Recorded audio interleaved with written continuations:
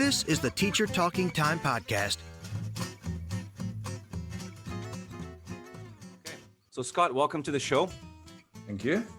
Nice to be here. Yes, thank you. We really appreciate you taking the time for this long-awaited interview. I thought we would start right from the beginning, and perhaps we could talk a little bit about your early experiences teaching and writing. So you've worked mainly in the private EFL sector as a teacher, director of studies, teacher trainer. You've also lived in Egypt, had short stints in the UK and in your native land, New Zealand. Mm-hmm. And you said in an article that it was in 1975, February to be more specific, and you had just arrived in London and you were visiting a friend who let you watch his class and you thought, I could do that. What made you come to that realization? It seemed intuitive. It seemed this is how I would have liked to have been taught modern languages. And I was taught modern languages at school and in both grammar translation, but we did have one inspired teacher of German who did, for the first 6 weeks, I think, of the course, we did nothing but interact with him and respond to the pictures in the book. We didn't do any reading or writing, and there was no explicit grammar. And that opened my eyes to what the potential of language learning through doing, in a sense. And so when I saw my friend painfully working his way through how to tell the time with a kind of fake cardboard clock thing with a one-to-one student, and I thought, this is not rocket science. I could do this, and I could live in Europe, and and the rest would be history, as it was.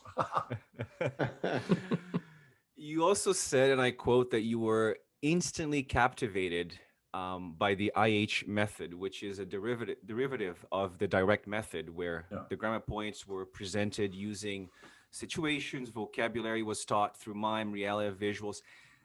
I still think that this is how languages are still being taught. Why do you think this is still the case?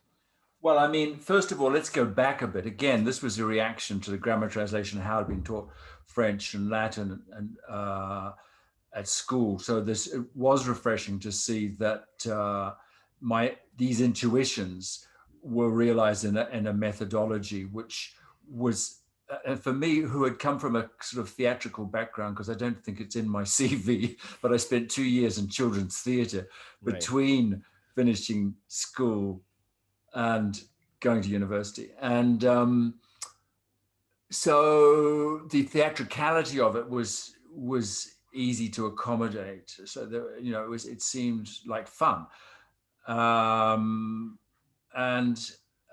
It was fun, and it was relatively easy to pick up. And of course, it had this supreme advantage. You didn't have to speak the learner's L1, which, of course, in London at the time where I was being trained, would have been an insuperable barrier. And so all these techniques and activities stood me in good stead for the first 4 or 5 years of teaching. When I did go I went to southern England for a bit, and then to Egypt. And it was that I was able to refine those basic techniques to make them work for me and keep everybody engaged and satisfied. And I think there was that fun and element, the intensity of kind of high pressure drilling and correction, etc., and the very, very, very narrow curriculum. I mean, this totally structural based, pattern based curriculum that we were driving them through. And if you think about it, this was the sort of swan song, if you like, of audiolingualism. I mean, I came in just at the end. We were trained how to use language laboratory. It was part of the 4-week course, as it was called then. Oh, wow. Language laboratories did still exist, but their shelf life was rapidly running to an end. And I think it was interesting coming in at ELT at that stage, because, of course, just around the corner was this major sea change, which was, we now know, as the communicative approach. But I guess you're going to ask me about that. We're going to get there. It's a kind of a trip down memory lane here. A timeline of sorts. Yeah. Yeah. But it is interesting. It is interesting to hear you talk about that, because I started off at Berlitz actually, and I thought it was great having the method there. And I think that for new teachers, just having something to latch onto is crucial, because it's through that, as you suggested, it's having that system and working up from there.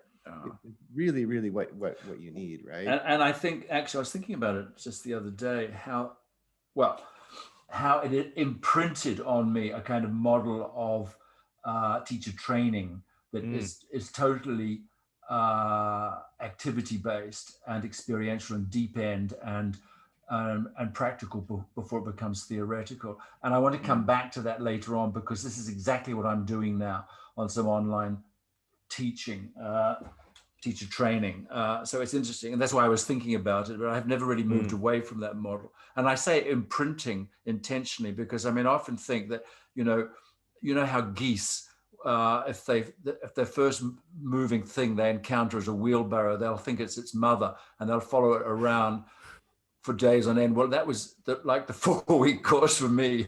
It was sort of like, it was imprinted upon me. I mean, I thought this is the only way to teach. How could anybody have thought there was any other possible way? And I used to be quite fundamentalist about this. And people would say, oh, well, that's the IH method. You know, people would say critically later, oh, that was the IH method, or there are other ways of teaching. I said, no.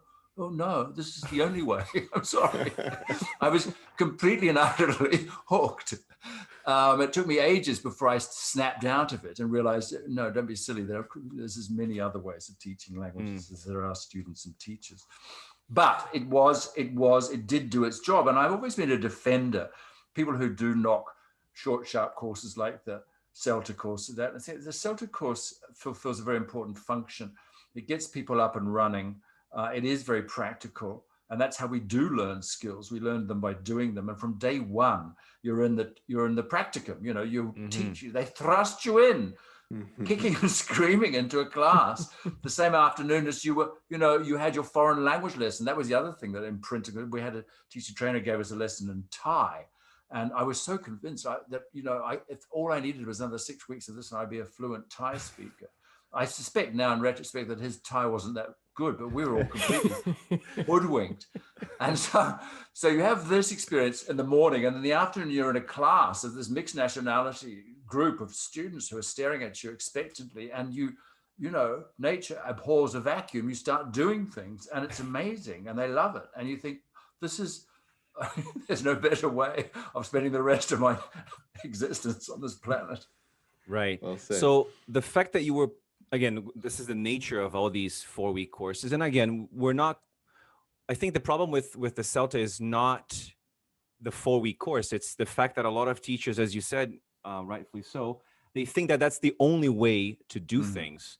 But you talked about your experience teaching after the course and how you cringe when you think about those lessons. And I'm going to quote a lesson that you described in one of your articles, that you were presenting countable and uncountable nouns using a assembled bag of groceries, drilling the present simple instead of the present continuous to narrate a picture story. And it also includes your first failure as a teacher, where you basically failed to explain the grammar of I wish to a group of Iranians. Yeah, the cadets. So I'd love to know more about that experience. This is a classic thing of trying on the teacher. This was like, so they said, Mr. Scott, tell us about our I wish. I said, I wish I had a lot of money. I wish I had a car. And they said, why is it had? And I was completely flummoxed. It never occurred to me. And they kind of smirked. They did it deliberately. They did it to all the rookie teachers, and expected me to collapse and hand my notice. And I did. I went down to the staff room and I said, why is it I wish I had? And then somebody patiently explained it to me. But this is what you don't know, of course, and what you have.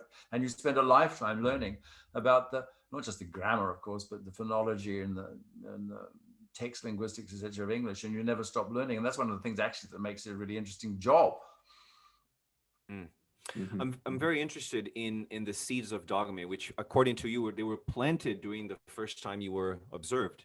So you were teaching a group of real beginners, and in Where what did you get it- described. Where did you get all this? I can't Oh, remember writing this down. I've done Leo's a good. lot of research. Yeah. I've done a lot of research. The internet hides nothing, as they say. These are stories I've only told my therapist. Oh, So you were gosh. basically Maybe we should talk to teaching- that person online. This is almost like a therapy That'll session. be episode B, yeah. Yeah. I don't have a therapist, but go on. So you were teaching a group Yeah. of real beginners in what you describe as what used to be a broom cupboard, and you didn't know you were going to be observed, and you had nothing prepared for that lesson, but you, according to what you said here, and I quote, you managed to get the students to ask you questions, and then each other, and then him in this case being the director of IH, John Haycraft. Haycraft, exactly. Haycraft. So that was, according to you, your first Dogme lesson. So we'd love to hear you elaborate on that. What did that lesson look like? What did it teach you about language learning and language teaching? Well, I mean, I was winging it in a sense because I knew that I could, and I think it was a real beginner's class, and I did already at that stage know how you can get you can scaffold a conversation with real beginners by just asking them questions, which they can ask in one word, and so we managed. I managed that lesson. I really didn't think I was going to be. It was like a royal visit, it was like the king swept in with with his entourage, and there I was in this thinking I was hidden. But it was both there. This was in Hastings, but very shortly after when I went to Egypt again and taking those same techniques with me and refining them, and those lessons which evolved out of the kind of beginning of the lesson chat partly, but also experiments that I was doing. I thought, because we were working, as I said before, in this very, very tight curriculum, which is very, very structural. The course books were the legacy of the audio lingual approach. Books like First Things First by Louis Alexander. They were the learners were very constrained. You could see that they were kind of frustrated because they couldn't.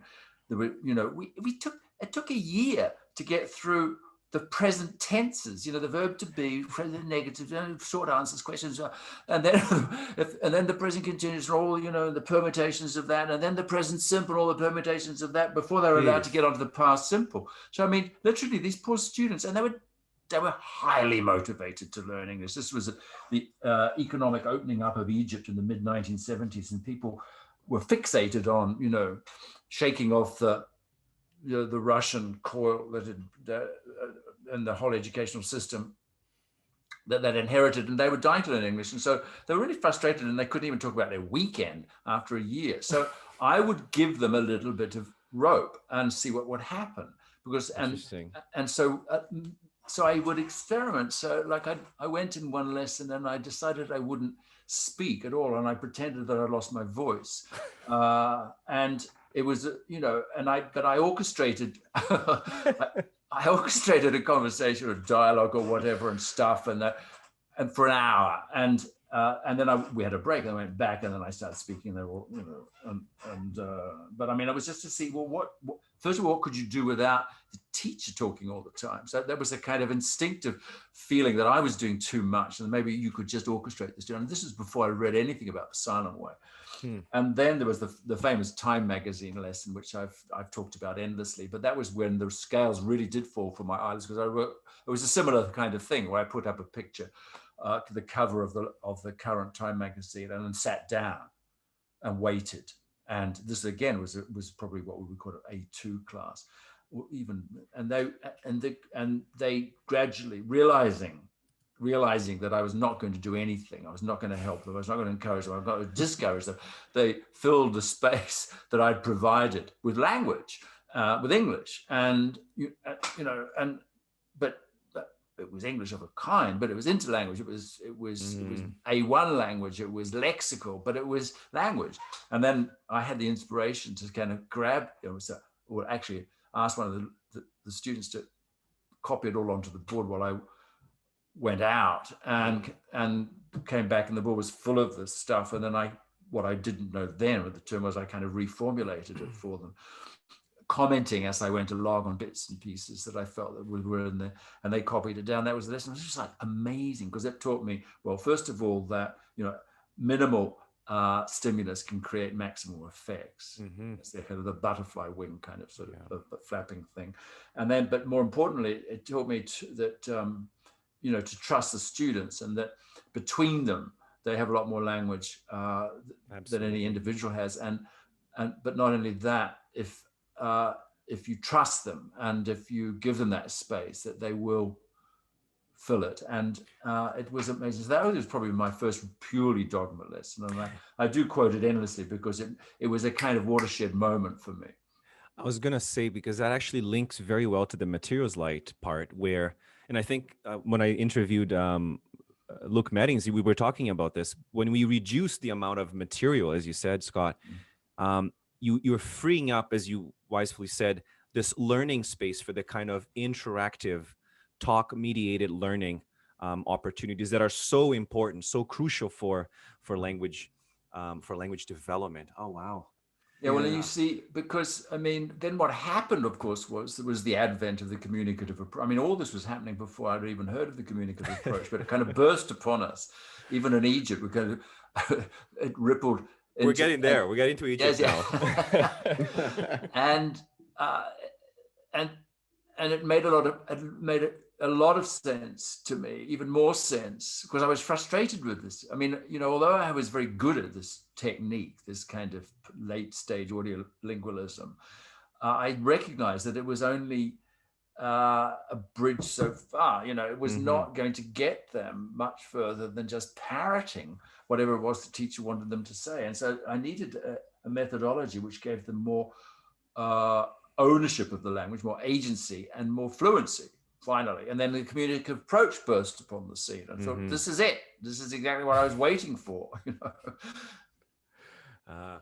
So basically, you left the UK and then you moved to Egypt, more specifically Cairo. And there's a fun fact, you mentioned this also, that IH had a different name in Egypt because it was badly translated to like a brothel or something. It sounded like the name of a brothel, yeah. So they changed it to the International Language Institute. Right. International Language Institute, yeah. It was what it was, and it was very, very successful, because it was one of the first private language schools in Egypt, and one of the few that had, dare I say it, native speaker teachers, and also trained teachers, more to the point, and that took education seriously. Right. So you were a senior teacher there, and eventually you were asked to mentor new teachers. I'd love to hear more about those mentoring sessions. What did they involve? What were some of the guidelines you provided to your mentees? Because I think this is going to connect to your MA dissertation as well. Yeah, I mean, I was very, very lucky. And in fact, I remember my David Thompson, my 4-week course tutor in Hastings, telling me when I was considering going to Egypt, and he said, well, go, because it's a new school and it's an expanding market. And he said, within a year, you'll be, you know, director or assistant director of studies and teacher training and everything. And that's exactly what happened. I was incredibly lucky. I was at the right place at the right time. And we had a big influx of new teachers coming in, straight off 4-week courses, most of them. As well as a lot of emigre teachers from Lebanon, because the civil war had just broken out. So we had it just expanded very, very rapidly. And so there was mentoring of the new teachers, which involved observing them and giving feedback and the whole thing. And there was also running teachers meetings, like with an educational focus, where we would cover all the kinds of issues that were relevant to the teachers, how to do a listening activity, how to do X, Y, Z. And this was an opportunity for me to start also to push out some of these ideas that I was starting to think about. But the mentoring was highly significant, because that's when I started to realize that there are as many ways of teaching as there are individual teachers, and that you realize that not everybody's like you, and you can't make everybody like you. And I came up against some real I mean, one guy who was a relatively experienced teacher, I remember watching his class and I said, he's doing everything wrong. And yet, like what, for example? Like, he was teaching a ton of vocabulary. I mean, it was like a beginner class, and it was, I don't know, it was language of textures and shapes and things like that. And he Oh, brought in a gosh. whole lot of things, and they were handing them around and passing these objects around, and they were trying to say words, and he would teach the words like tessellated or, you know, variegated or Very relevant corrugated. to their needs, Yes. I guess. And I was going, you can't do this, you can't do this. But they were like lapping it up. You could see there was no resistance. And I thought, well, something's going on here, something's working. So that was all very formative, and also very formative, of course, was working in a large school. And I was also on standby a lot of the time, just because I had extra hours. So when teachers didn't come in, I had to leap into and that was often. I mean, people got sick a lot. And I remember going into classes and saying, well, I'm going to, sorry, Bobby's not here today. We're going to have to cancel. And they say, well, we were canceled last week. I was like, oh God, I better teach you then. So like that. I say, okay, what did you do last lesson? You know, where's it? No, okay. Well, and I remember improvising lessons. I remember once actually teaching 2 classes simultaneously. It was 2 classes, the teachers, and I was going from one to the other.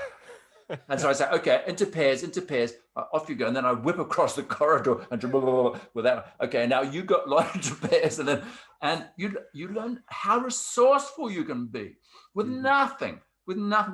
We made a lot of our own materials. And I was talking to somebody the other day who was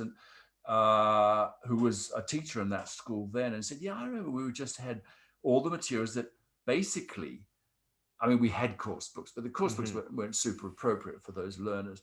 And so we did make a lot of materials. So, yeah, I remember we used massive amount of materials, and to this very day can remember the names of the script of particular dialogues that became institutionalized in our school. So yeah, we were very creative as a staff. We were very keen to learn.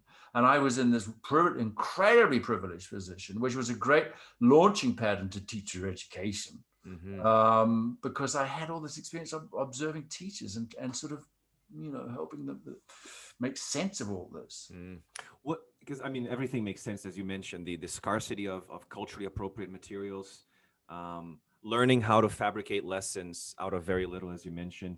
And as you said, when everything else failed, you simply got the students to talk. I would like to explore this a little further, because I'm trying to really understand what your operating system was like at that time. Like, were there any other guiding rules or principles that stuck with you from that period and that carried on? Because I think a lot of this, Scott, from what I'm understanding, from what we're understanding here, is that this was the best period for you to hone your training skills. So are there any other guiding rules or principles in operating systems? Well, there were, you know, I was also being observed by people who were good at giving. I remember once I was observed what I thought was I can swear, it was a really shit hot lesson. And and thank you. And the director of studies said, yeah, it was good, but who was asking all the questions in that lesson? And I said, me, you know, I'm the teacher. And he said, well, maybe you could get the students to ask them.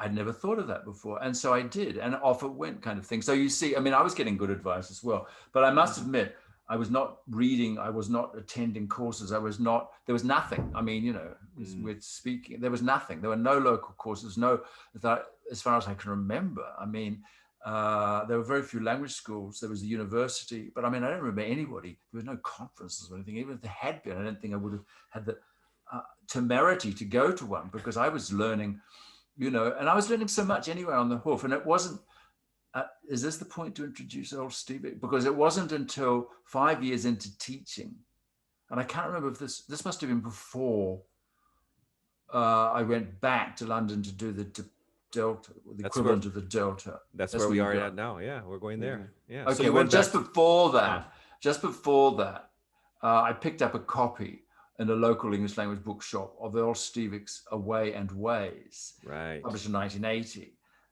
I had read nothing about it. This was the first book I picked up and read about English language teaching or language teaching. And it just kind of blew my mind. I mean, it was completely, I can't remember. Yeah, I was going to ask you, like, what attracted you to this book? What was the? Well, I mean, it was the only one. I don't know what I was doing there. It was one of the few books. I guess maybe the title. I knew nothing about Earl Stevick at the time. Maybe I don't know. Maybe something caught my eye, but it was very anecdotal. He talks all about his experience teaching Swahili, and he teaching this language and teaching that language and teaching using Suggestipedia and experiencing all these techniques, etc. So it was very easy to read, although sometimes he gets a little bit visionary, let's say. But I mean, that was okay. That's what I needed. I needed an antidote to this drill and repeat kind of methodology, which I was already becoming tired of. And I need somebody to tell me, yes, actually, there's more to learners than this kind of stimulus response kind of mentality that learners do come into classrooms with their own experiences, their own wishes, their own stars, their own this, that, and the other thing. And not only that, they come in with their attitudes and their emotions, etc. So it gave me a much more rounded picture of what learners are. And it suggested that there's more ways than one to skin a cat, that all these different methods that Stevick was mentioning. I thought, wow, that's amazing. I could, and so I started experimenting. And I can't remember actually now whether this was pre or post the Delta, but I'm sure I read the book. I mean, we had to read books during the Delta, but the diploma. According to my research, it was around that time. You went back. Yeah, it was around that time. Yeah, you did. Because I came back. Yeah, I did the diploma in London. That was that was great. I mean, that's exactly what I needed. And in what way? Could you tell us more about that? Like, what was perhaps the biggest takeaway from the diploma? Because I think one of the things you mentioned, Scott, is the paradigm shift at the time, right? With moving away from drilling in this accuracy-driven approach towards fluency and learner-centered, which according to you is more in line with your view of language education, which is organic, holistic. You also mentioned Krashen because he was that's right. Krashen burst upon the scheme. On the scene. Yes, I think I think what the diploma did for me, it kind of it validated a lot of the things I was thinking about, but it gave me the theoretical base both into language but also into learning and acquisition that I sorely lacked, and it also kind of validated the communicative approach, because remember that the 4-week course I'd done had not mentioned the communicative approach because it didn't exist. But by 1985, when I did, I guess it was 85, when I did the Delta, then it was well ensconced, and it was enshrined in various course book series like Strategies, etc. So it was very much there, but I mean, I hadn't engaged with the theory underpinning it. So that was what was really, really useful. At the same time, I was being trained up to be a CELTA tutor in my own right. So I was having to kind of, rethink how would this look at the pre-service kind of level. But it wasn't until I got back to Egypt and ran a school in Alexandria that I really was able to really start experimenting with Krashen type ideas of comprehensible input, with some of these Stevick kind of humanistic kind of approaches, and with the communicative approach as it was represented in those course books. I mean, I don't think those course books were a true representation of it. And I don't think a course book could be a true representation of the communicative approach. I mean, that's the problem with it. Yes. Really. I mean, if you take the core of the communicative approach, it's difficult to kind of fold into a linear course book structure, as is the problem with task-based learning as well, because it is also difficult to kind of, it's knocking a square peg into a round hole kind of thing. And I can talk about that more, but I mean, I think, I did the Delta, I went to London, that was the best possible thing to do, came back, do more teacher training, more new teachers, and more experimenting. Yes. More experimenting. What were you experimenting with at the time? I was experimenting with Krashen-esque type things. So I started to do more I'm just trying to remember when I first started experimenting with total physical response, whether it was there or wasn't until I got to Spain. But I mean, I was aware of these methodologies. I saw that famous Horizon documentary of Krashen, which was endlessly bootlegged, copied, and shown on courses where it shouldn't have been shown on courses because it was giving people, I think it was a bit misleading. And what was it about again? I don't know much about that. This is Crash. This was it was about second language learning, and a British documentary, in which Krashen was interviewed, or he was filmed giving some of his famous talks with his his witty kind of Woody Allen kind of delivery, and it was interspersed with shots of Suggestipedia and total physical response with the Spanish class in the States, and etc. And it became the go-to documentary whenever you wanted to expose your trainees, whether at pre-service or in-service course, to these methodologies, because there it was, and people were actually doing it. So it was actually, but it was all based around. It was an uncritical. Uncritically Krashen, and says that they didn't question this great man's, because he was so compelling, his belief that you know about the right, silent period and comprehensible input and and lowering the affective filter and those things. But we needed to hear that then, because we hadn't thought of the affectivity of language learning at all, and also we hadn't taken on board the fact that, yes, maybe learners need to be exposed to language before they're forced to speak it.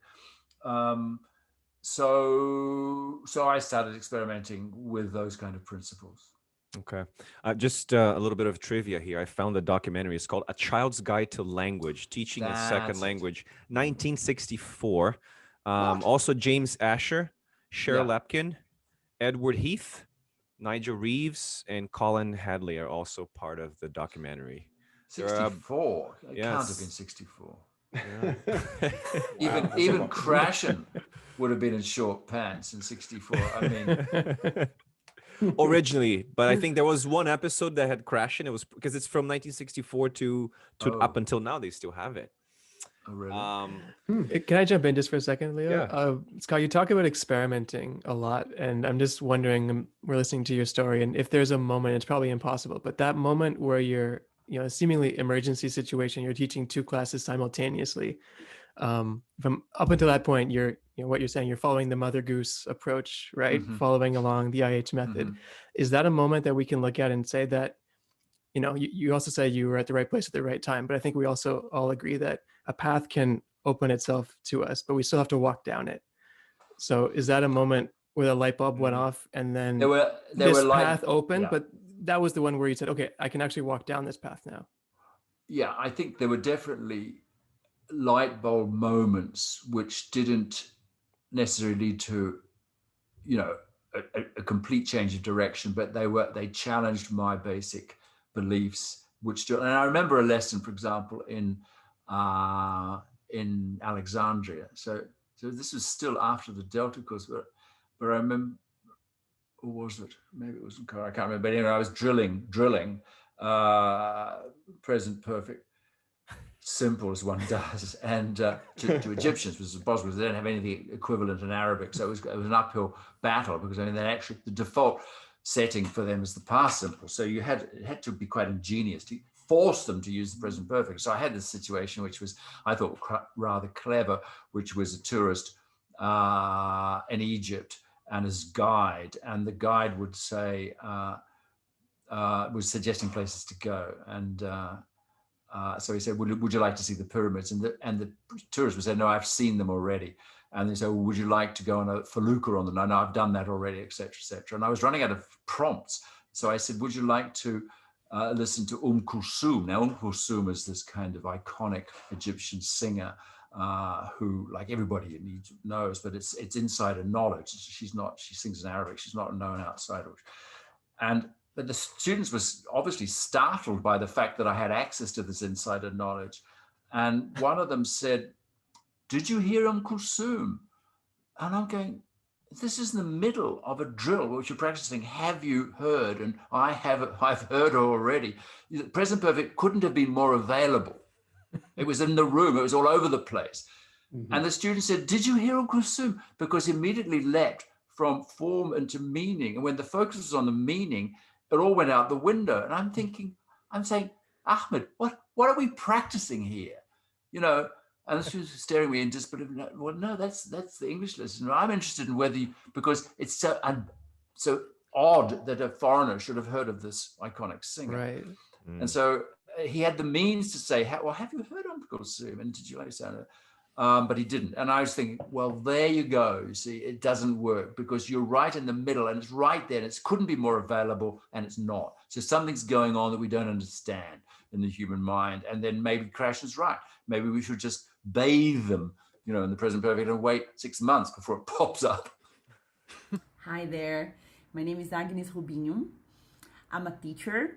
I have been part of the Learn Your English community since September 2020, and I couldn't be more grateful for having had the opportunity to join the community because I've been working on my own since 2004. I've been a teacher for 27 years now, but before that I used to work for schools, and I worked for 3 different schools which use different methodologies. And at that time, I felt that some methodologies worked for some people, but for most people, it didn't work. So I didn't feel I had the flexibility to work on what I believed. And in 2004, I decided to go freelance, and I could work the way I believed based on the students' needs. But for many years, I felt really bad because I wasn't applying any methodology in particular. I was working on what the students brought me.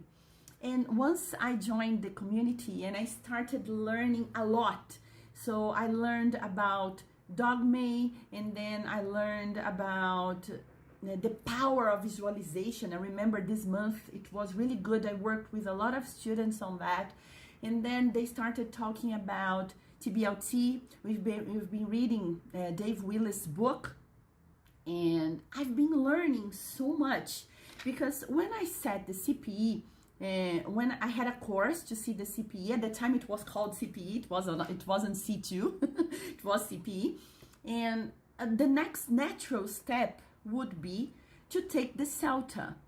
But I learned a lot about this, and I didn't feel it fit me. I didn't like the way I learned about CELTA, and I decided not to keep on studying. I just had a postgraduate course in English in my country, but it still didn't help me. It still didn't teach me. It wasn't practical, and I was still working on what I believed with my students. So for a while, I felt like a fraud because I was working on my own ideas. And then Learn Your English came and showed me that it's possible to apply a methodology based on the students' needs. And now I have in my classes a combination of Dogme and TBLT. I work mostly with private students and one-to-one classes. All of my students are private. And I came here to thank you guys because the work you develop and the work you provide is priceless. And every teacher I talk to, I go like, oh, okay, I meet a new teacher online. I meet a new teacher on Instagram. I say, oh, you should go to Learn Your English. You should learn what these guys are teaching because this is the future. And now I don't feel like a fraud anymore because now there is a reason why I felt I needed to work like that. Yeah, so there is evidence behind it. And now I'm learning how to apply it. My classes have improved by leaps and bounds. And I know it's been long, like for almost 4 minutes speaking, but I can't express how grateful I am for you guys in a short time. It has to be long because it's the best choice I made. It's impossible to express. Yeah, the best choice I made when I joined the community. That's why I share this with everyone, and I think everyone should join it as well. Thank you. I couldn't be more grateful. Thank you, guys. Take care. Wow. So those are these light bulb moments. And I mean, there were a number of them which I started to question what was going on, but there wasn't a viable alternative except the communicative approach. But the communicative approach was already being, in a sense, traduced, betrayed by the forces of evil, which was the grammatical syllabus that had been, crushed down for a few years. But it was kind of, I remember Donald Freeman saying that grammar syllabus is like bamboo. You get bamboo in your garden, you cut it back and you cut it back, and then it springs up again next to you. And this was We were just talking before the show about, seemingly vague and ambiguous or interpretable terms in our industry. And we were joking that the communicative approach is the only thing teachers agree on is that nobody knows what it really means. Exactly. It's got as many meanings. And I mean, I think, you see, that's one of the problems. I mean, I was asked to write a chapter for a handbook 2 or 3 years ago, one of these big, huge, fat handbooks. I don't think anybody ever reads, but I put it in it was on applied linguistics, I think, and I was asked to do the one on resisting course books. No, it wasn't that one. It was maybe it was the Graham Hall's one, the Routledge Handbook of English Language Teachers. Anyway, I was asked to do the communicative approach, and that really forced me back to look at the whole history of it and where it came from and how far back it went, and also how people were already in the 60s talking about communicative activities, etc. I had no idea, because I just thought it burst upon the world in 1975 with Wilkins and the Council of Europe and all that. But it had quite a, and also it was firmly grounded in a sort of political ideological development, post-war European philosophical. The word communication, when you do a kind of what's it called, the Google search thing of words, you get Ngram, exactly. And you put in communicative, and it's very significant how in the 50s, the 60s it really shoots up, because it was everywhere. We're talking about we've got to communicate, by communicating we can solve all the world's problems. And so the communicative approach was an idea whose time had come, but nobody really knew what it meant. You're right. And I understood it to mean that you learn a language by using it. That's it. You learn a language by using it. You don't learn a language and then use it. You learn a language by using it. It's funny. Experiential. It goes way back to John Dewey and all the whole progressive education movement. Experiential learning. Yeah. Just to go back to the Ngram here, I'm a nerd when it comes to those things. 1800s, the word communicative was actually quite frequent, and then it started going down, and it reached the bottom in 1920. And then, as you said, Scott, in the early 40s, that's when it started kind of going up. And now we are in 2020, and it's up there. Mm-hmm. Exactly. I want to go back to our timeline here, because eventually, after all these experiences, you've moved to Spain to run a very successful Delta program with Neil Forrest, whom, according to you, has played a very important role in your practical theory of language teaching. You also had lots of freedom to design the course. This is something that you mentioned before. You were experimenting. And you wanted to envision something different. You had something in mind. So you were having these intense conversations about language that were, according to you, the germ of Dogme emerging. And at one point you mentioned that Neil and you together had an insight that a lesson with no problems was not a good lesson because there was no learning. And a lot of this connects to John Hattie's Visible Learning for Teachers as well, which is a fantastic book. So can you tell us more about these conversations? What is your understanding of developing a practical theory of language teaching? How did the germ of Dogme emerge from those conversations? And why are lessons with no problems not good lessons? Yeah, well, again, I mean, I was incredibly. Is Neil lucky. still working, Scott? Sorry to interrupt. He's retired. He's retired. Yeah. Okay. But no, he was a very formative influence. The conversations that we had, because we were running single-handedly these Delta courses one after the other, sometimes 2 a year, and it was, and as you said, we had an enormous amount of freedom actually to do what we wanted to do. Less freedom, I think, now than instructors have on any of these courses for one reason or the other. But so, and of course, it involved a strong practical element of watching these teachers teach in their own schools, spending a lot of time trekking around Catalonia late at night, coming back from watching somebody teaching the present perfect at some barrio school in Girona or whatever. But it was incredibly formative because we spent a lot of time, Neil and I, talking about, what makes a good teacher. We're having to assess teachers, and that's one of the hardest things in the world. And one thing I hate, actually, I've never really enjoyed it, but you have to do it. Not just assess them, but then you have to guide them to the, to fulfill their potential. And everybody, has that potential. But a lot of people were blocked because they had come from similar background as I had, for example. Some of them had been trained in the same school we were doing the Delta. They'd done the CELTA there. So, we could see them, they'd come back and say, well, you haven't changed much. What's happened? You've been away 4 or 5 years and you're still slavishly following the course book. So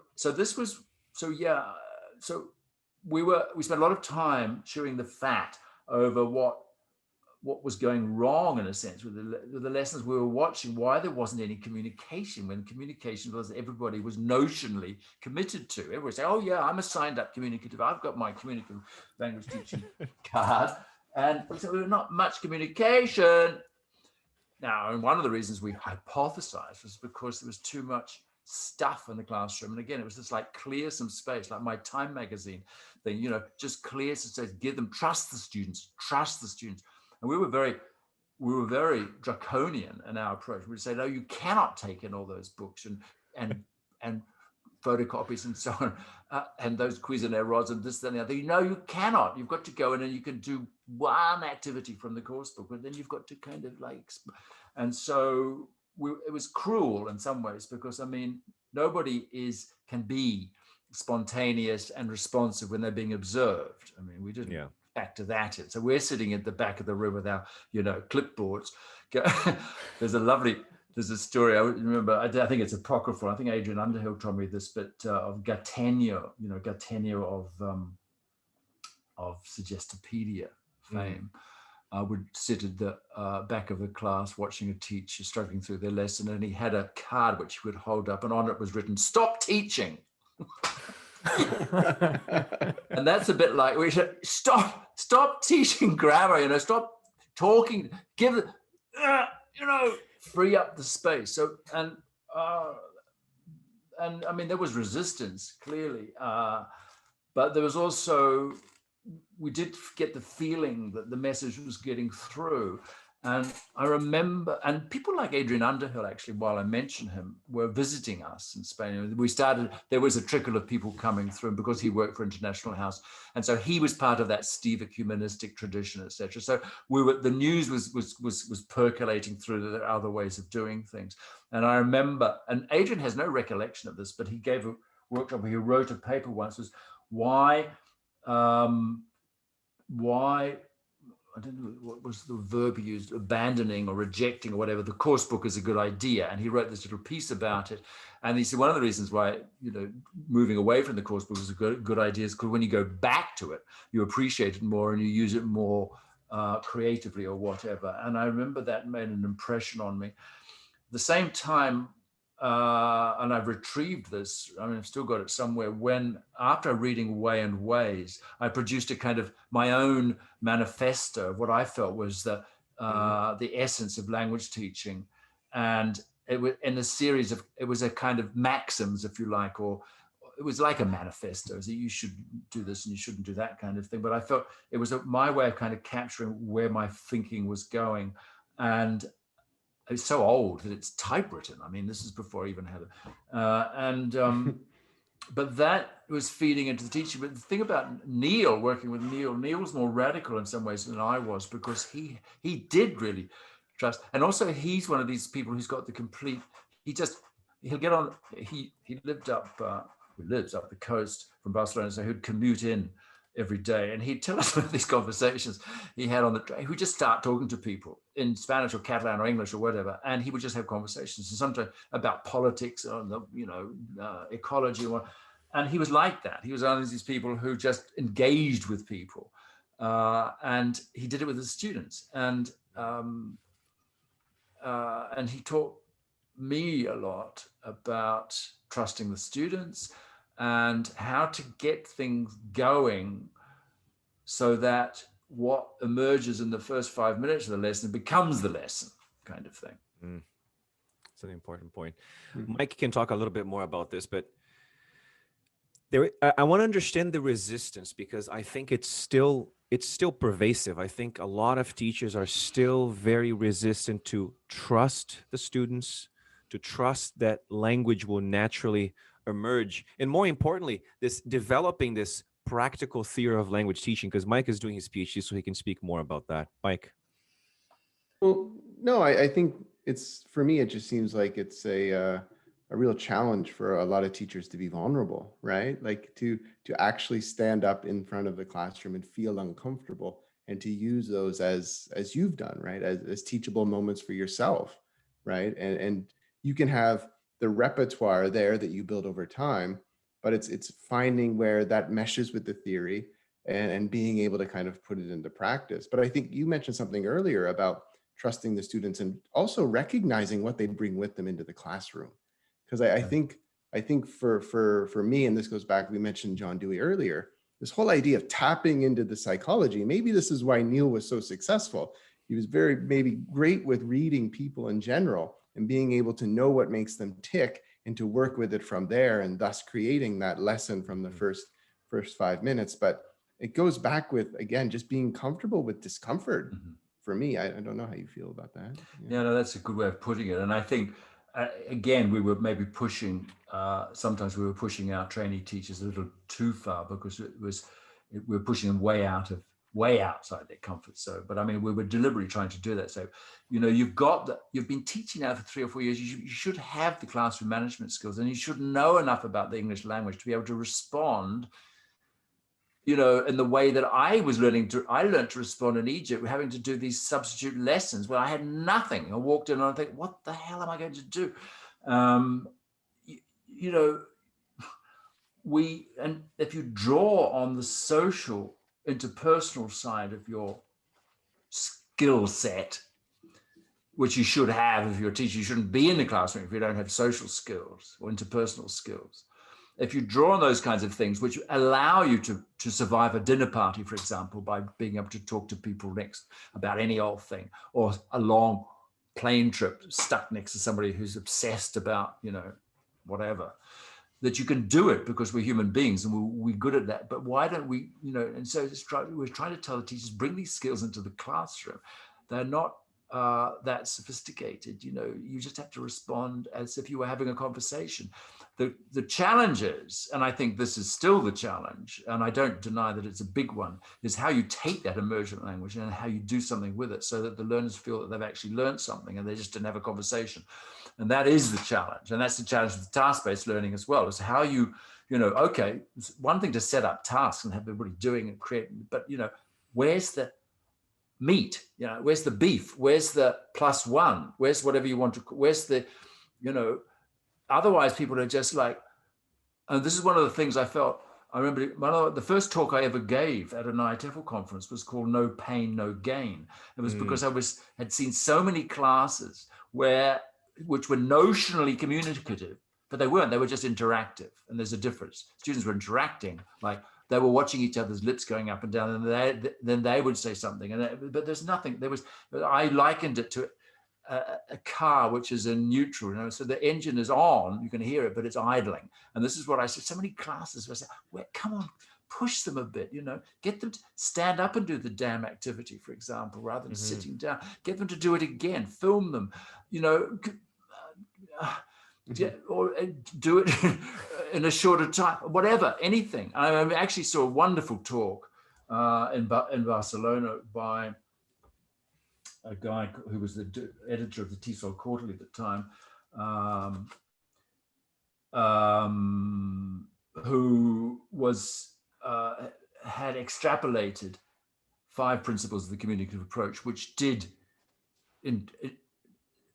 were consistent with Merrill Swain's idea of push. It's not enough about input, Mr. Krashen, but it's output too, and you need pushed output. And so this talk that Stephen Gaze, that's right, his name, gave this talk, which made a huge impression on me, and I worked it into a lot of my writing before I discovered that it wasn't his idea at all. It was somebody who had written an article for the TESOL Quarterly called Gad from Canada, Gad Boddington and Segalowitz wrote this fabulous article in the TESOL Quarterly in 1985 or something, and that was like, oh my God, that still is. I still promote their 5 basic principles of what they call creative automatization, because I think they make sense, and they've been validated by a lot of the research into task-based learning, for example, subsequently.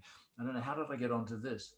But it's this thing, yes, of shaping how do you take that emergent language and what do you do with it? And that's why we wrote the book in 2009, Luke and me, Teaching Unplugged, because, people say, still saying, but I don't understand what you do with this language. I mean, it's one thing to set up communicative activities. There's another thing to, respond to the language that comes up. And so part of the book focuses very much on that. How to guide learning, right? That seems to be the real challenge. Simple question, Scott, complicated answer. With that in mind, and the sign, stop teaching. What role does lesson planning play in language learning? Well, it plays an important role. I would make a distinction between, it's not my distinction, but between preparing a lesson and being prepared for a lesson. And I think one of the things, again, that we were trying to inculcate in our trainees was the state of preparedness, that you will go in anticipating what will happen, but not knowing exactly which way it's going to go, but being on the, you're on your tippy toes so that you can just seize the day kind of thing and go with the flow. And that's a lifetime's preparedness, but it's also thinking ahead, thinking, maybe you're working with a course book, but you'll take the topic of the course book and say, I'm going to just run with the topic and see if we can get a conversation out of the topic before we go into the course book proper. So how can I generate that, and where is it likely to go, and why might it fall flat, and what would I do in that case? So that kind of planning, if you like, behavior, I think is very important. But I think planning is a good exercise for examined classes and for courses like the CELTA and the Delta. Learning to plan, but knowing when the plans has to be abandoned is equally important. And also providing wiggle room within that plan so that there is, so you allow for possibilities of learner input and engagement, which will may well subvert the plan and send it off in a completely different direction. This is something that's hard. This is hard to sell to people who are on a course which they think there are measurable outcomes and that's all written in stone what the Delta lessons should look like. But I don't, I think that thinking has moved on. Yeah, absolutely. I think what Delta examiners are looking like, anybody who's examining a class, assessing a class for examination purposes, should be also looking at the teacher's responsiveness, their spontaneity, their ability to deal with the here and now, their relationship with the students, their courtesy, and all these kind of interpersonal factors, not just that they went through the plan with a timing like a Swiss train. Irrespective of what was actually happening in front of them, right?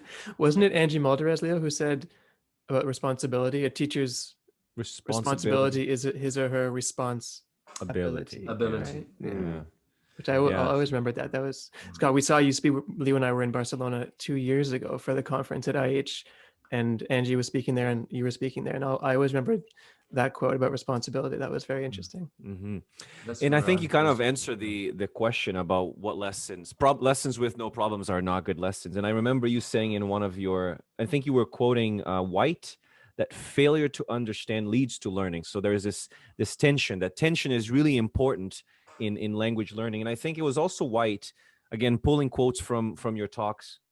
I spent the last 5 weeks doing a lot of research on you, Scott. So the driving force for language change is that input is incomprehensible rather than comprehensible. So I think we have the answer to And those yeah. lessons. Those good And I would lessons. just add, I mean, this notion of unproblematic teaching comes from was how I was trained, and that's late audio lingualism. Remember, because what you did, everything you did in the classroom was to avoid students making errors. So you frog marched them through the syllabus, you drill them, Right. you drill them into the ground through fear that they might say something. Of course, then they did. You see, when my students said, "Did you hear Uncle Sue say?" Oh, you can't say that. Somebody might hear you, and so what I didn't understand at that point was this is a brilliant opportunity. Yeah, this is the learners' errors are opportunities; they're not mistakes. And I think that completely flipped me. That realization. I mean, it wasn't on that particular moment in that lesson, but that contributed to this idea that no, if there's no problems, if there's no errors, there's no learning.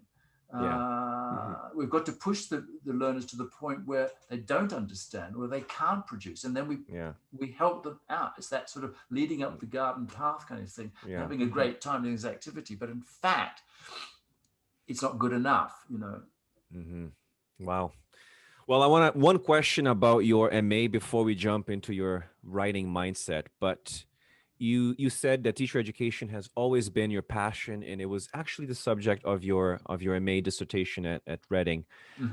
Why did you decide to focus on teacher education, and why did you decide not to pursue a career in academia and do a PhD and so on and so forth? I'm curious about that. Well, I decided to focus on teacher education because that's what I had been doing prior to the MA, and that's what I was going to be doing after. So it was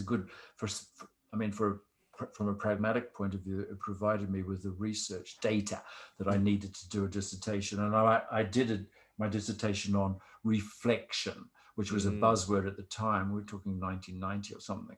I mean, it's still a buzzword, but I did something that I'm proud I did, actually, because we instituted it in our courses. It became a regular thing, which was we had the trainee teachers keep diaries or logs or journals, whatever you want to call them, of their experience from day one. And so we're able to track their kind of as their in-flight thinking. And we gave them kind of rubrics to follow, etc. And this was public. They knew we were going to read them. But I used this one set of diaries as the basis, as the data for my dissertation, in order to identify what reflective discourse looks like, and also to see if there was a correlation with those trainees who seem to be expressing deeper reflection, if you like, about their lessons, but also those who were better teachers. And we only talk about 12 teachers, so it's impossible to such a small number to make a firm correlation, but there did seem to be something there. And I've always been interested in the reflective, cycle, the idea that because you see, it goes back to this thing I was saying about the 4-week course. We started teaching and then we reflected on it. And nobody talked about reflection in those days. I mean, the word hadn't been coined, not within teacher education. It was feedback, it was called feedback in those days, but then actually it was reflection. And if it was handled well by a sensitive tutor, then it could be incredibly powerful learning experience. And I remember actually running a 4-week course, a CELTA course in Auckland, of all places, where we decided to abandon the input, not entirely, but just have teaching practice and reflection on the teaching practice. Oh, wow. And that was the course. And it was fantastic. So we did coaching before the teaching practice. So we'd walk them through, then they'd do the teaching practice, and then we'd sit down and that fed into the next morning's session kind of thing. Wow. So it was it was a pure realization of that reflective cycle. So I've always been interested in that. And then, of course, when I went, it just so happened that the place where I ended up teaching in a university was the New School in New York, which was founded by John Dewey, or Dewey as they call him there. Really? I didn't know that. Yeah, Huh, you didn't know that. No, I didn't so know there that. you are. I missed so that now on my I'm telling you research. something you didn't know. So John Dewey Slipped trod through the those cracks. fabled halls Yeah. where I was teaching. I mean, various other legendary people taught there too, including Allen Ginsberg and John Cage. But John Dewey started it all Wow. off. So he wrote about experiential learning and reflectivity long before it got into second language teacher education. Right. So I've always been. Why didn't I go into academia? Because because I started writing books for teachers, and there seemed to be a demand for that. There seemed to be a need for books which were written for practitioners, not for researchers or other academics. And so that was that I got sort of stuck on that route, and it lasted a good 10 years or more of a book after every year, a book. Yes, you have. You've written, I would say, almost 20 here, according to my calculations. Not to mention articles on teaching of language systems, mainly grammar. I'm not going to ask you why grammar, because that question has already been asked. But one of the first books you've written was about language, which is, to me, a classic, published in 1997. And I'd love to hear you speak more accurately about the writing process of that book. And what does the writing process look like for you, Scott? Like, what do your writing sessions tend to look like? If we kind of like look back over the last, 10 years, 15 years, because I'm sure it's changed. Like, how do you start writing a book? When you sit down, is it an empty page? Is it bits and pieces that you've noted through the week, or observations that you then flesh out? What is actually in front of you when you start writing? It's what's behind you. It's your experience of teacher training. If you've been talking about teaching and teacher training, I did something like 16 deltas with Neil. So the actual talking and the sessions themselves during the course, the preparation of worksheets, etc. And then the discussions with Neil, for example, is that is that huge corpus, if you like, of discourse about teacher education that then you kind of you shape into a chapter of a book. But I mean, About Language was a case in point, because About Language was really a set of worksheets that I produced for the language analysis thread of the Delta course. And it was Ruth Gans, who was the editor of that series at Time said to me, why don't you put this into a book? And which is exactly the experience. I'm talking to actually one of the other chapters of a handbook I wrote recently was interviewing other methodology writers like Penny Jeremy Harmer, Jim Scrivener, about the process of and how they got into publishing. They all said exactly the same thing. I was teacher training, and a publisher wanted it one day and said, "Oh, what would you like to write a book for us?" And then so those initial worksheets and things were sort of then turned into books by clever editors. There's no such thing as a blank page, because it's all there. No writer's block then. Well, no, not really. And it's interesting revisiting these books, because at least 3 of them have just been rewritten, second editions, and the third that I'm working on at the moment, a book that I wrote with Herbert Puchter on creative grammar activities, which is, they all come around again. And it's interesting looking at them in the light of time and thinking, yeah, well, actually, I'm glad they've asked me to rewrite this, because it wasn't perfect the first time around. No book is, but it's kind of gratifying to be able to correct some of your excess or bring it up to date, basically. So I don't get, no, it's not, I write erratically, let's say, and I write, there's no routine to it. It's not like I'm going to do 10,000 words before breakfast. I'm not Georges Simenon. I don't do it like that. I just kind of, it goes on to, but and it's quite quick, I have to say. I'm lucky that I don't, well, I mean, I'm not lucky in the sense that I don't have a regular teaching timetable. I don't have any timetable at the moment. So I have an unlimited time to write and also to edit other people's books.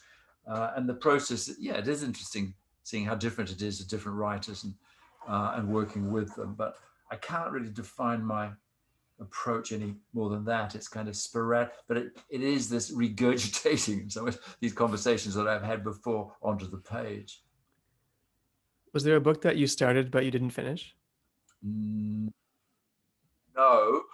but there were books I had ideas for which I couldn't sell to anybody. Teaching Unplugged was one of them, according to Luke. In the beginning, nobody wanted to publish that book. Of course not. They ran a mile. I mean, it was Delta Publishing who were infinitely wise in deciding to take it on because they didn't have a course book list, so it didn't threaten anything. Right. But other people said, you must be mad.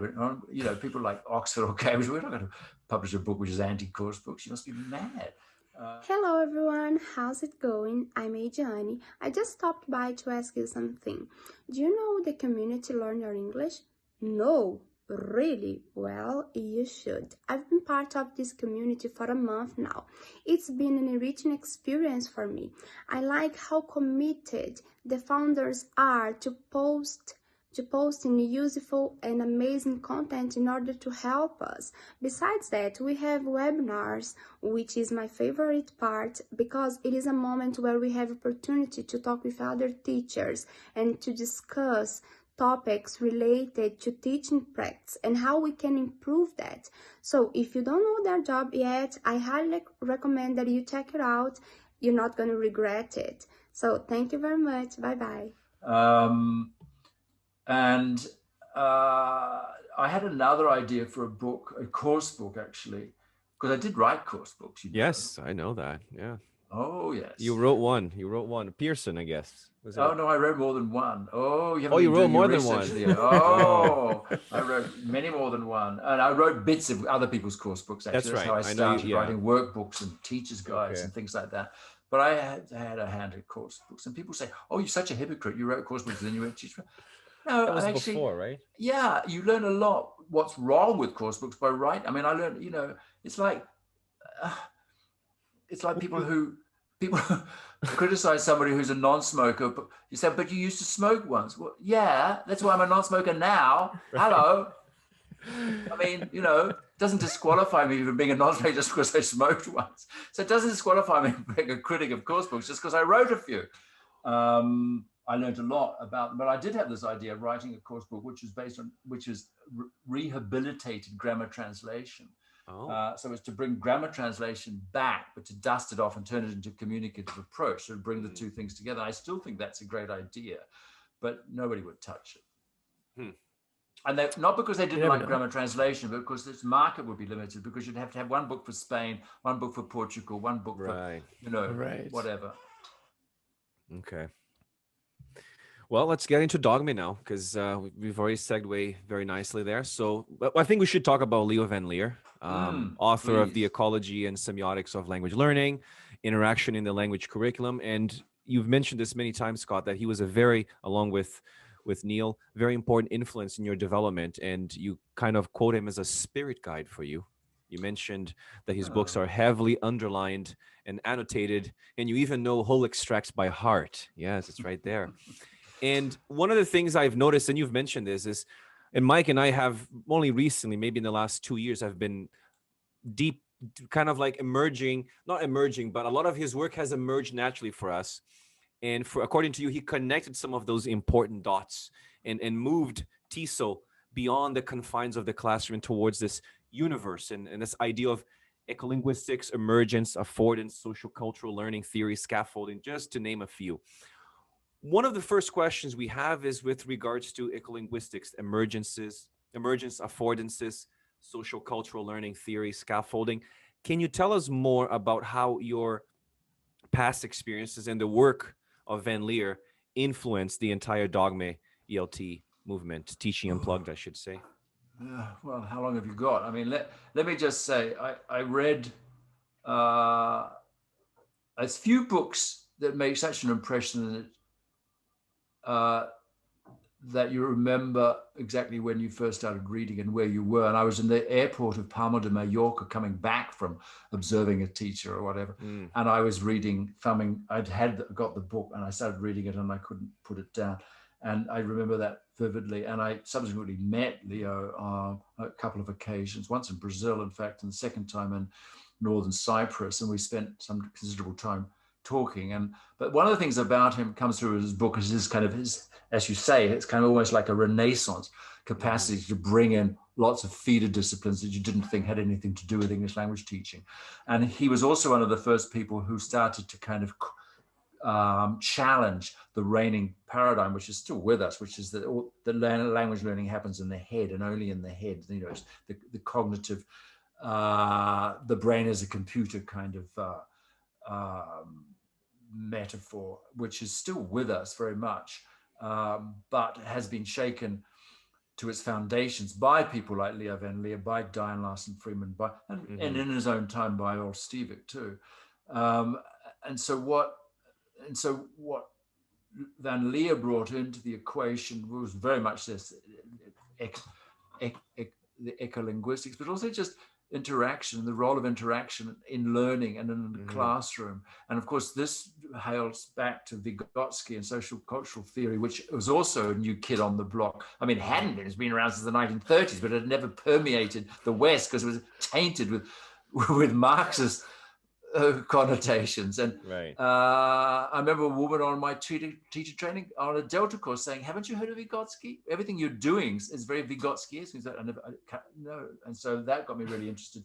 And so Van Lier, of course, takes that on board, and he takes ecolinguistics on board, and he takes dynamic learning theory on board, and he kind of forges this thing, but it's grounded in his basic. Now, his first book, even before Interaction and Language Curriculum, was all about classroom, teacher discourse, etc. And so it's this notion that, yes, it's the interactions. That's where learning takes place, is the interaction between the teacher and the learner, but also between the learners themselves. And that's all it needs. It doesn't need to be mediated by course books or, CD-ROMs or, online games or whatever. It's the interaction. It's in the interaction. And so his book just nailed that for me. And this is what I thought, this is what we're trying to do on our courses, is to focus on this interaction and the richness and the quality of the interaction. And so it was an easy progression to Dogme. I mean, he planted the seeds. It wasn't the only one, but I mean, definitely, when did this book come out? 1996. Yeah. It was, so the notion, and then subsequently in the 2004 book on ecology, ecolinguistics, and semiotics, which is a harder book. Yes. But, yes, indeed, very good hard one. to read. He's got so much going on in his head. I think he had trouble. He never was faced by a blank page because it was the opposite. It was just too much to go onto the page, and so didn't know how to kind of edit himself. But it was absolutely fascinating, and the idea that that language learning can emerge out of activity. I mean, and I think his talk I saw him given in Brazil was about activity-based learning, which was just another word for task-based learning, really. And so again, Dewey-esque experiential learning, but learning can, with the right kind of scaffolding and the right degree of attention and engagement, can emerge, keyword, out of activity with language. And so that's the job of the teacher, is to create, and this was the communicative approach after all, like I said, you learn a language by using it. And this is what Dick Allwright was saying in 1976, and they were all saying, and nobody followed through, except the kind of, it went off down the task-based avenue or content-based learning and all the other kind of permutations of more semantic syllabus, etc. So, so this came at exactly the right time. I read all these, these books that really fell into my lap and changed my thinking radically, or confirmed my thinking, or made me articulate it. And so when that just happened, I was in a cinema in Barcelona watching a film, an oddball film by Scandinavian film, and they had this little flyer that they handed out, and it said, "This is a film about the Dogma 1995 film movement, and these are the 10 vows of the Dogma. If to make a Dogma film, you had to you had to obey these 10 vows." And I looked at this and I thought, well, this is fun. I could write a little article about this, and say this is what we're trying to do in English language teaching. We need to abandon or we need to rescue language. This is what the Dogma film movement, they kept saying, we're trying to rescue filmmaking. Right. We're trying to recreate the joy of filmmaking that we had when we made our first films.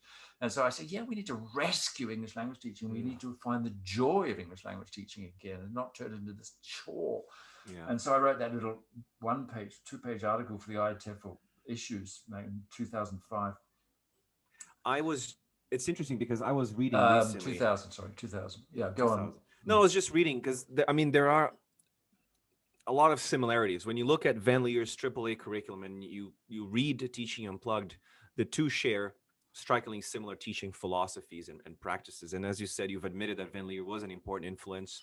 And again, this concept of instructional conversation and all that. But I would like us to focus on the autonomy, the authenticity, and awareness, because I wanted to know if the autonomy relates to the conversation driven, because there's a quote by Van Lier, and I have the page here, page 193.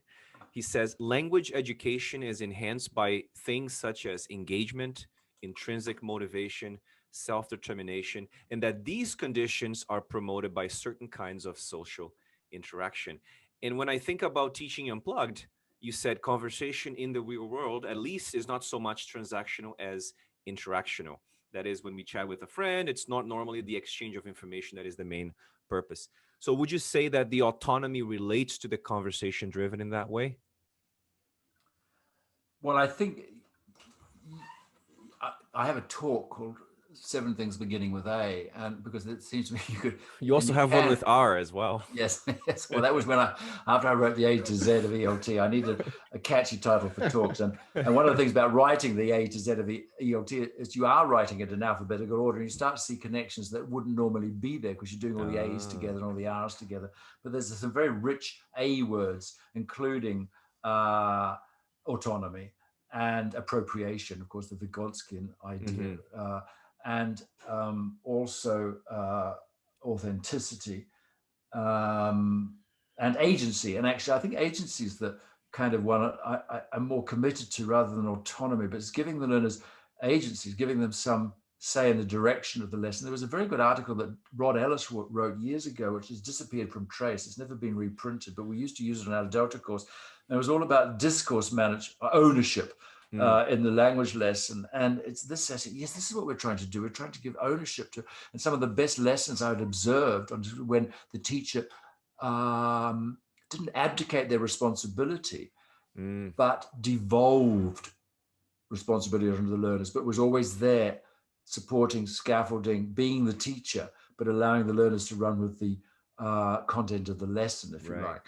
And so this seems to be really exciting, and this is a very Van Lier idea. I mean, I think autonomy is the ultimate goal, of course, of any educational process. Is that the learners shouldn't be relying on the teacher to be there, holding them up and providing that kind of support. But it's a goal. I'm not sure how much autonomy you can actually have in the process of learning. I need to go back and look at Van Lier again, what he says about that. And also authenticity, of course. Authenticity not of the materials necessarily, but authenticity of the discourse, that it is grounded in the concerns of the people in the room. So that connects to the materials light, because Van Lier says, and again, I think it's page 95, the raw material for awareness raising is to be found all around the student in the real world rather than between the covers of a textbook. And that when I read that, I automatically link that to materials light with well, exactly. And if you remember our mission statement, if you like, when we'd started the discussion group, the Yahoo discussion group, post that article I wrote in IETF Issues, when people like Luke got in touch with me and we started talking, and somebody said, why don't we have these things called discussion groups? So we did. And the mission statement, if you like, said we're committed to, I can't remember, something like a teaching of bare essentials, using the raw material of the classroom interaction to create language learning affordances, something like that. So it was very, very, it was grounded in that rhetoric, which comes straight from Van Lier. Right. And I don't think, I do wonder if he ever heard about, I didn't, because, I mean, people, this was the problem in those days. I mean, the Atlantic schism. I mean, there was people doing stuff in the States and Canada on the one hand, and people doing stuff in Europe and Britain on the other, and never the twain really met. And I think that was because it was practitioners. It wasn't at the level of academics or research necessarily. So when I did meet and had a chance to talk to Van Lier at length, I'm not even sure that I probably even mentioned dogma, because I was a little bit ashamed of it, because it hadn't been validated by the academic community. And it still hasn't. I was going to say that. Has it been? Or no, it hasn't. Oh, well, it comes up, pops up now. People who write about task-based learning are mentioning it in passing, because as a kind of manifestation of materials like task-based learning. And interestingly enough, I wonder if I'm allowed to say this.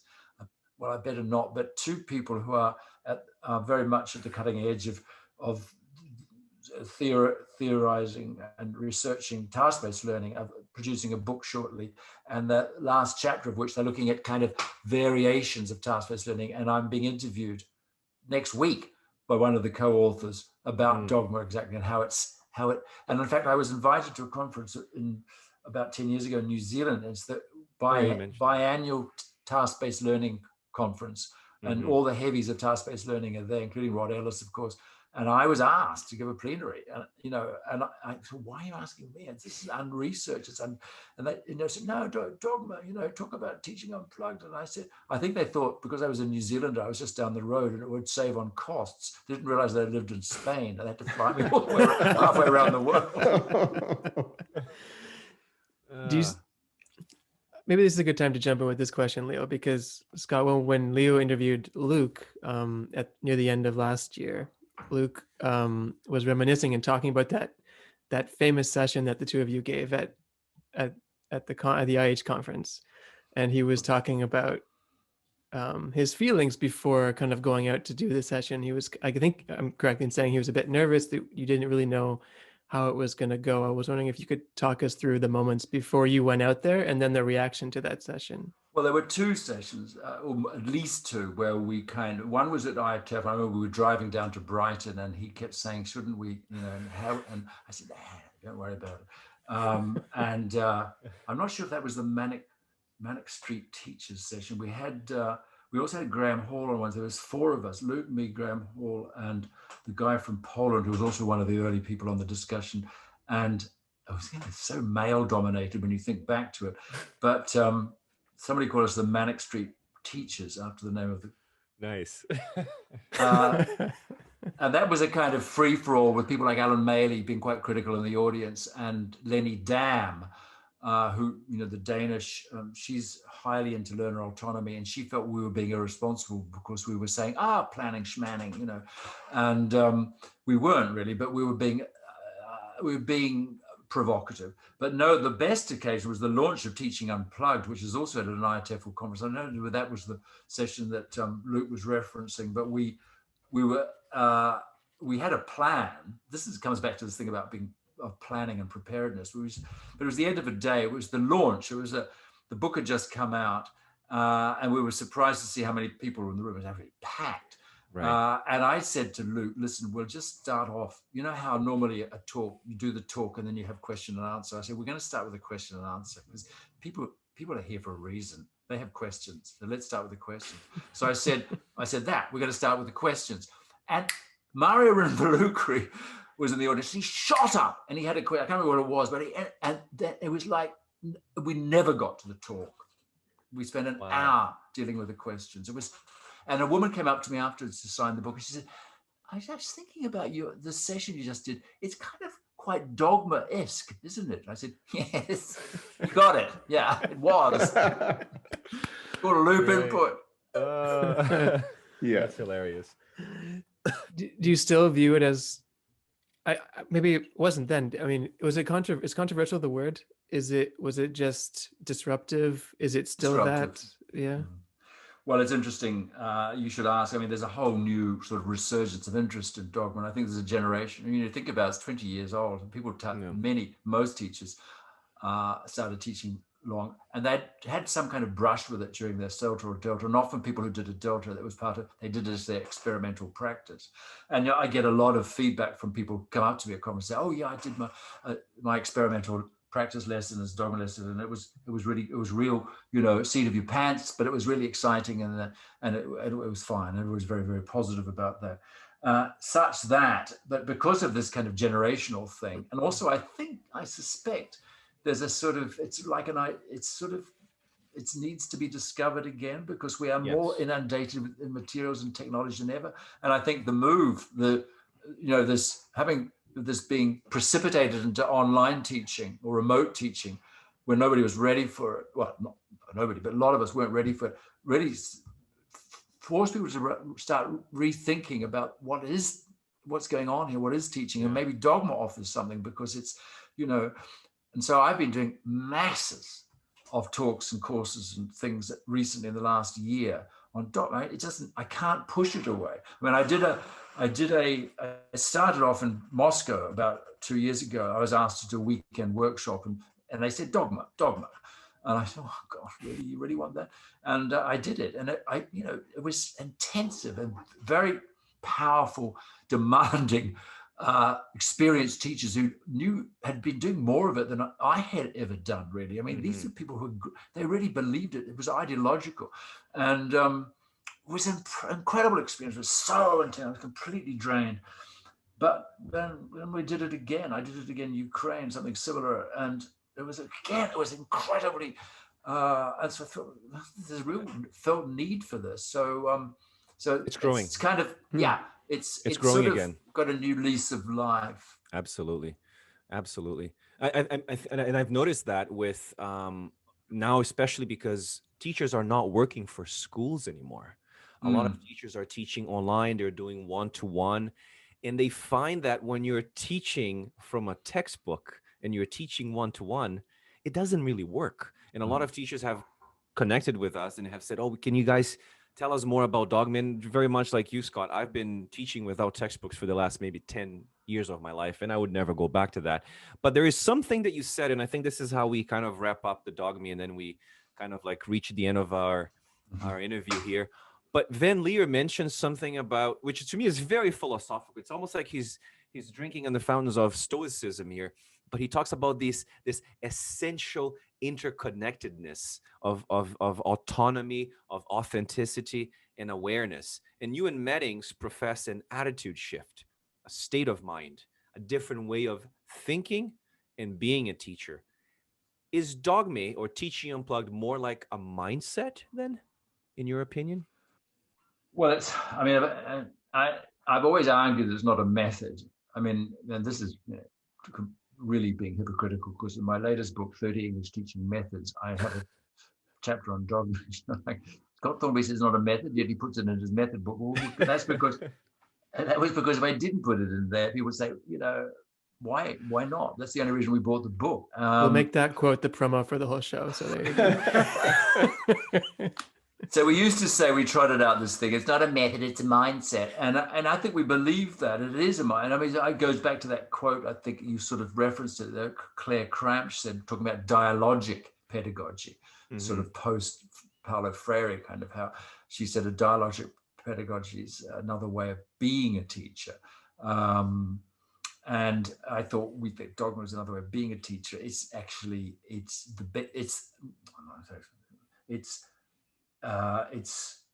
way of being a teacher that most teachers actually become, with given enough experience. I mean, and the trajectory of teachers' professional lives, not just in language teaching, but across the board, shows that as teachers become more experienced, they become more focused on the learners. They allow more agency to the learners, they become less me kind of thing. And it's just, it's something that, so many teachers come and say, oh, dogma, I've been doing that for years. And yes, of course you have, because you're an experienced teacher and you're a reflective practitioner. And that's, of course, that's the direction. So it's not another way of being a teacher so much as of becoming the teacher that you really always wanted to be or needed to be. And so it is a mindset, but it's not a mindset. Sort of implies, oh, it's like an overnight sort of, you know, Paul on the way to Damascus kind of insight. It's not. It's really a growing awareness for most teachers that there is another way of being a teacher, and you do not need to slavishly follow through. You know, follow a course book or a grammatical syllabus, actually, which is the most pernicious of all sins. Yeah. Wow. No, that's the quote. That's the quote. We'll use that one. Scott, just for us to wrap up here, can you tell us more about the Hands Up project in this latest one, the Mosaic Foundation? Yeah, we're interested in that. Well, I mean, but where can I begin again? I think part of my debt, if you like, to the place where I was kind of formed as a teacher, which was Egypt and the Arab world generally. And I have revisited on many occasions, professionally and as a visitor, a returnee.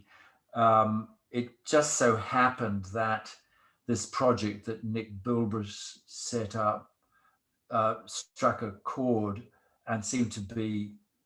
Nick had been, if I remember, one of the members of the discussion group, the Yahoo discussion group of Dogma. I'm sure he'd been vocal in supporting, and I'd edited books of his for Cambridge, and we obviously had, you know, we saw eye to eye. So when he started this project, it just said, yeah, this is fantastic. I want to be involved in this, and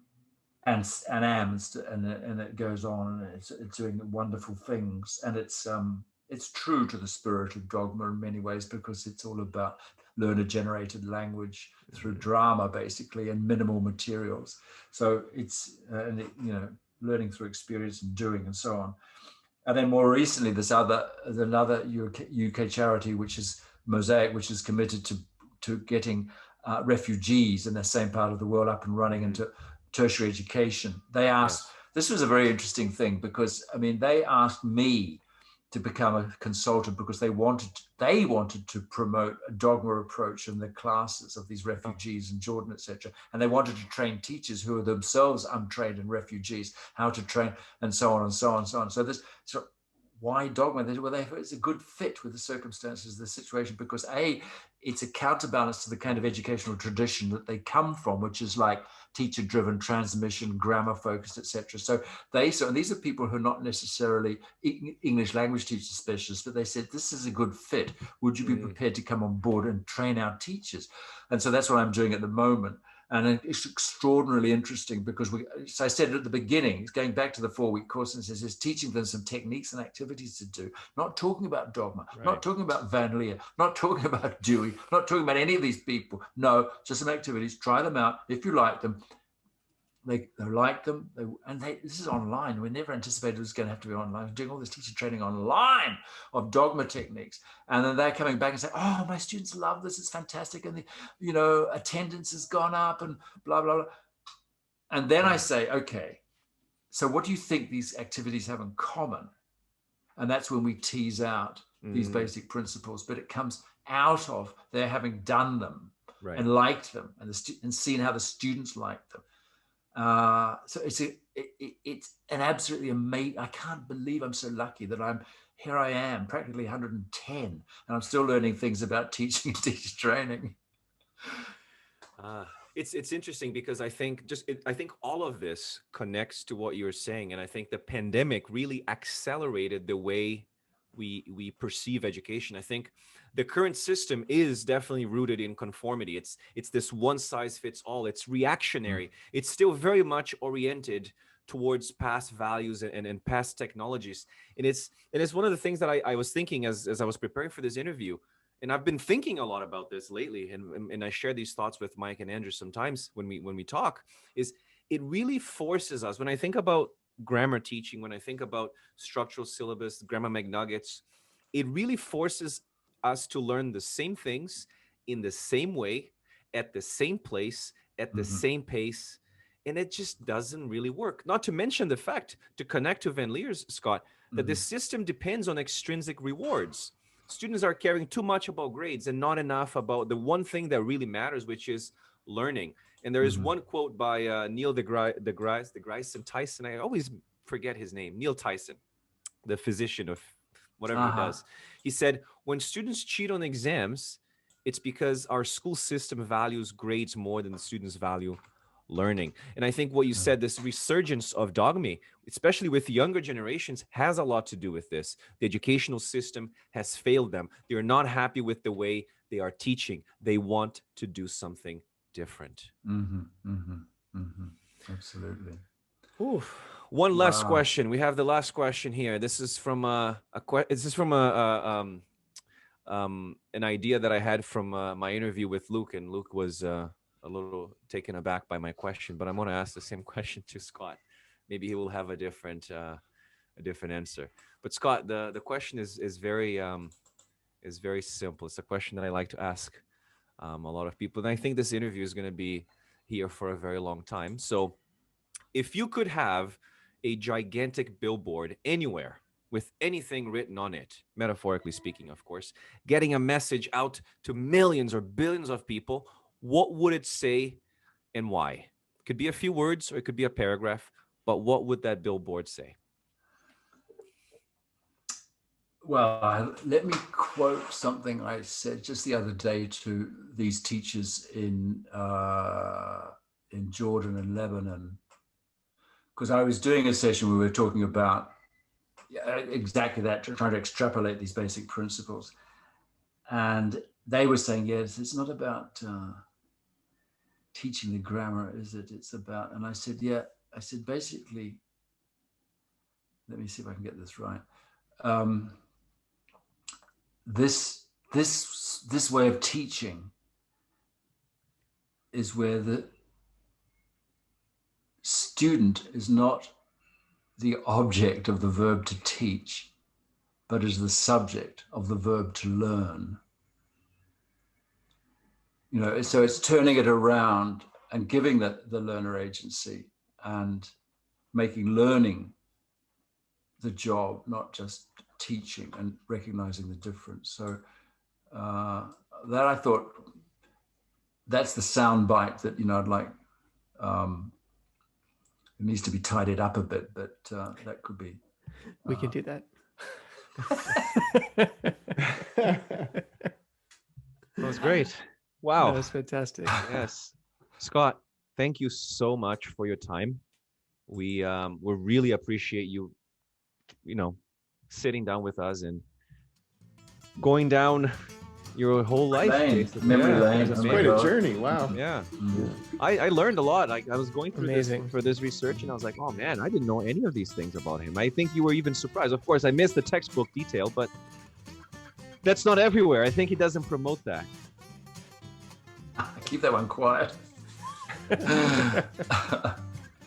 Well, it's been a pleasure, gentlemen. It's always good to talk, and it's been great. You asked the right questions. You did the research, which is not always the case. Yeah. Thank you. Thank you, Mike. Thank you, Andrew. Thank you, Leo.